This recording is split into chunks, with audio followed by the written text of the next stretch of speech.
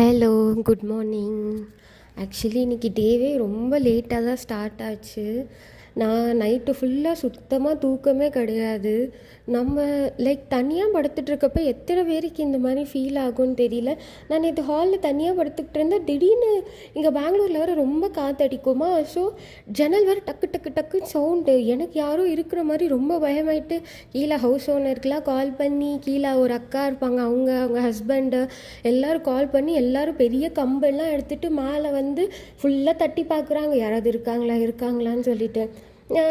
என்னென்னா இங்கே எல்லார் வீட்டு வெளியிலையும் கேமரா இருக்கும். ஸோ ஹவுஸ் ஓனர் அங்கிள் நாளைக்கு போய் நான் செக் பண்ணுறேம்மா, என்னன்னு பார்க்குறேன், யாராவது வந்திருக்காங்களா என்னன்னு சொல்லிட்டு பார்த்தா யாருமே இல்லை.